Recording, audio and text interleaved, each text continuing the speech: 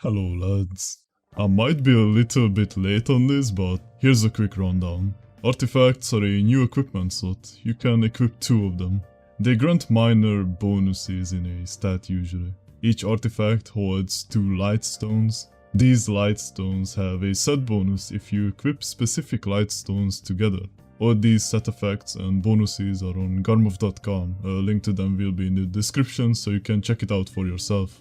Let's start with the artifacts. For general PvP, the all DR plus 3 artifacts are too good to not use. If you're below 5.5k HP fully buffed, it might be a good idea to run the plus 75 HP artifact, but at that point you should probably consider your whole build. Max HP is very strong for capped sieges though. So if you want that extra plus 150 HP in capped siege, and you do meet the DR cap for the siege, get 2 of them. If you feel like you don't want the extra tankiness because it's for pussies, melee accuracy artifacts are your best bet. The AP ones are just not worth it. Except for the monster AP artifact for PvE. You might also need the accuracy for grinding, but that's outside the scope of this guide. If you wanna read up more on accuracy and how much you need for PvE, I will link a guide from BP in the description below. If you want to try hard T1 Node Wars, Max BSR or Stamina is your best bet. You unfortunately cannot buy these artifacts, but ways to obtain them are on the screen right now. Kratuga is generally a very good spot to go to. Lightstones, you can buy them market or craft them yourself, but I just personally bought mine. Lightstone builds are where it gets a bit more complicated.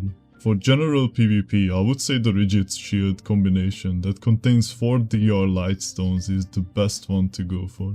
It provides around 10% extra survivability, which can be huge in certain situations. They are also very cheap compared to other options out there, so anyone who is confused should just get these. For capped sieges, 4 HP Lightstones are very strong for survivability. If you want more damage in capped sieges or tier 1 node wars, Crocodile's Tooth is very strong but expensive. Good alternative is any of these stamina damage Lightstones. You can see what are the best ones that I would get first. I would probably get the crit or special attack damage one myself.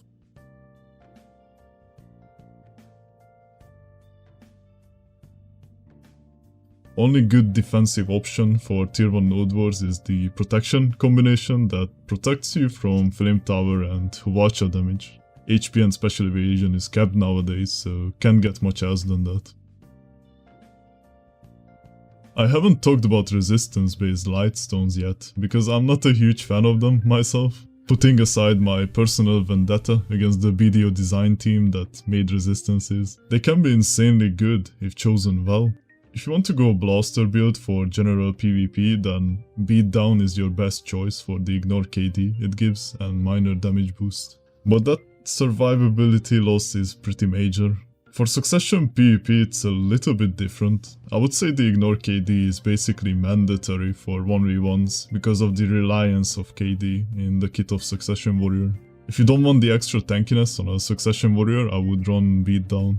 Let's say you want to stack more resistance though. The last gatekeeper or veteran is a good overall choice. Since I assume you're already stacking adamantines, so you don't need the KD resistance, you filthy abuser.